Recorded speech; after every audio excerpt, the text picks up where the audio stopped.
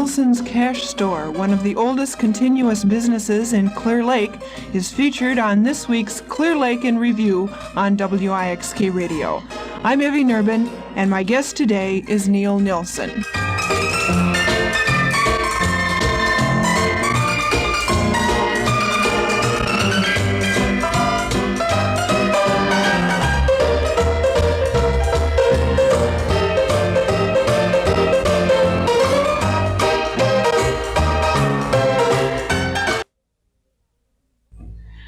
Mr. Nilsson, you've got one of the oldest businesses in Clear Lake, 72 years in the community there. Could you tell us just a little bit about the founding of Nilsson's Cash Store in Clear Lake and just how the business started many years ago? Yes, Evie, I would like to start with my father's involvement up in the Rice Lake area. Father C.J. Nilsson worked for a man by the name of Parker in River Falls as a young man, and then again for a company named Cruzy. Father clerked in the store in Rice Lake, and during this time he would deliver groceries to the lumber camps in the area by horse and buggy. And one of the stores he worked for was Cruzy, and he met young Cruzy there, and in 1903, Cruzy and my father come to Clear Lake and started Nilsson's Cash Store in the area now known as Mona's Medley.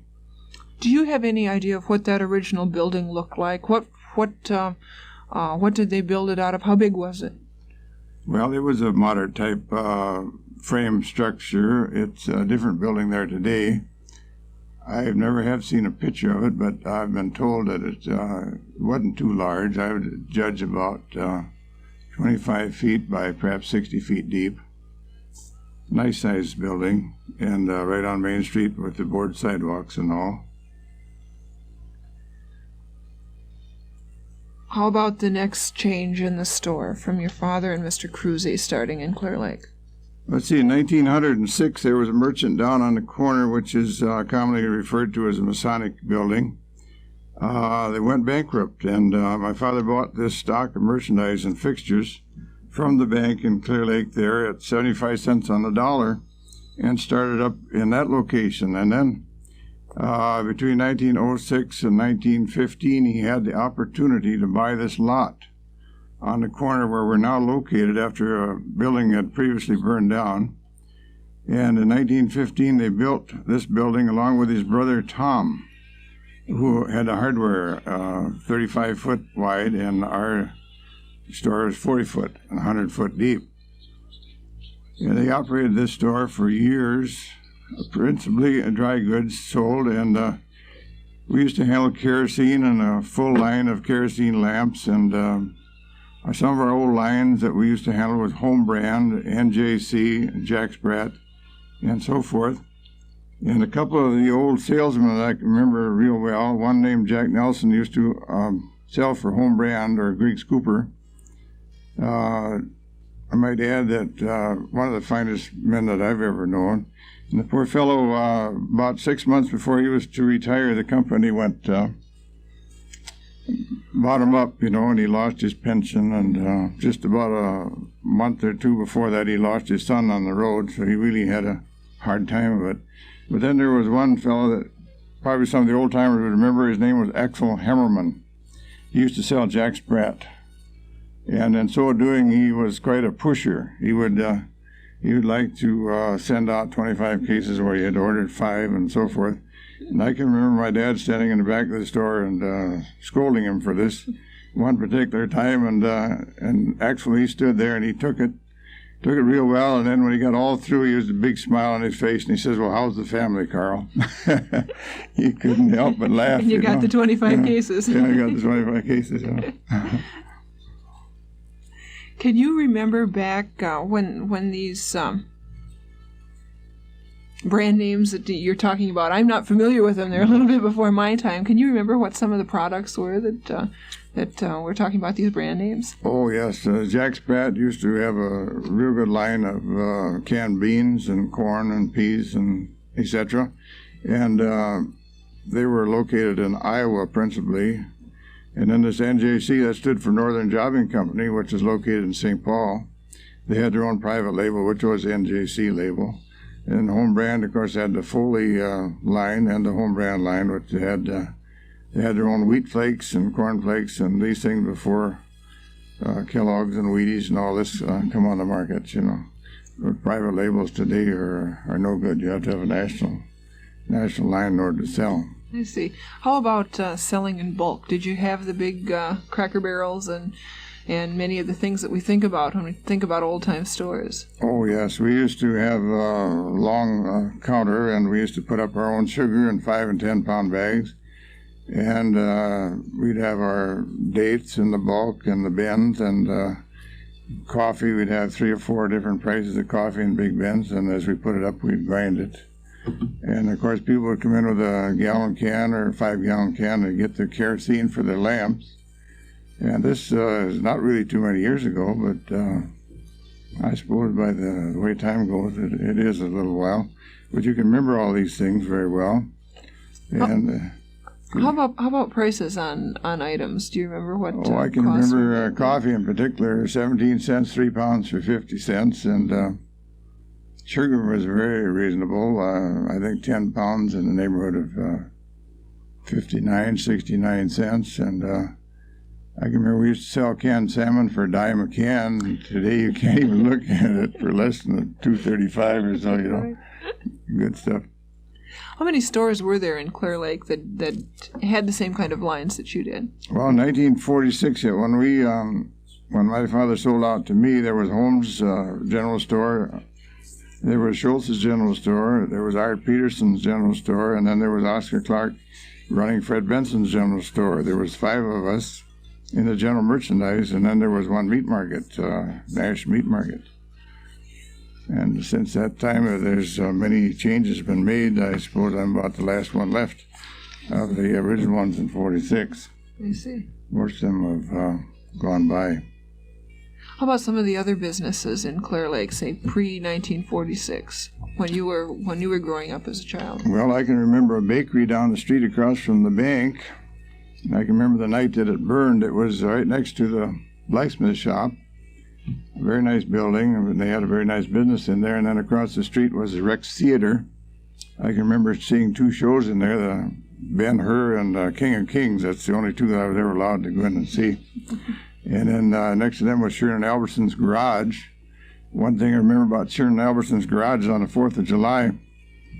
My father gave me a little change, and I bought some fireworks, and one of the things was a little hammer and a cap in it, and of course I hit the sidewalk, and that thing flew in the air and broke Sheeran Albertson's great big plate glass window. Those things you don't forget. What year was that? Well, it was way back. I see. What are some of the changes that have taken place, say, since you purchased the store in 1946? Some of the things in the last 20 years. Well, when I took over in 1946, we were principally still dry goods and some groceries, and we, as the roads got better and the cities got closer, we had to get into something else that would take the place of declining dry goods sales. So when my brother got out of the service and joined me, and we got into the meat processing business, which is perhaps our biggest end of this business now, and he's picked this all up by himself. He never went to any school or anything. He worked as a butcher in Portland, Oregon during the war, helping support his mother. And since then, he's picked up this meat cutting business and become a sausage maker. He got into making sausage after going to different conventions, and he entered a contest in Minneapolis a few years ago, and he came up with first prize. He beat out a lot of old butchers in the southern part of the state, which weren't too happy about it, but it showed a young man can do it too, you know. Right. And to this day, he is making sausage for people from miles and miles around. They bring in their venison and their beef, and he makes Larry's homemade summer sausage, which is a very good product and well accepted. And it's a meal stretcher, money stretcher. It goes a long ways today's prices. And then, of course, we do a lot of processing, which is a big item with us. People bring in their beef, and we cut it and wrap it and sharp freeze it for them. They can bring it home and put it in their freezer. And, of course, along with this comes a state and federal inspection, which is a harassment in a way, and still in a way it's necessary. Just about every day we have a meat inspector, and they're checking our operations so that you know there's A1, good, clean, wholesome place that they have your meat processed. And they're very strict, and which they should be. Of course, sometimes the things that they tell you to do may seem kind of foolish to you, but it's the law, and you have to abide by it, you see.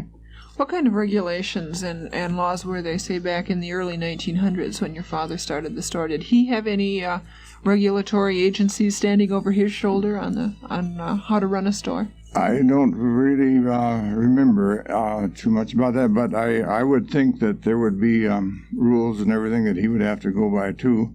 But I don't believe they were quite as strict those days as they are now, because they would handle this bulk merchandise, the peanuts and sugar and things like that. And it was wholesome, it was clean, but not up to today's standards, If there was no water in Clear Lake years ago, everybody had to carry water. I think the wells, first well I believe was about 1912. And of course our sewage disposal system didn't come into Clear Lake until 1948, which is only 26 years, so we're fairly new on that end of it. You had mentioned when we first started talking that your father and Mr. Cruzy were working getting goods to the lumber areas.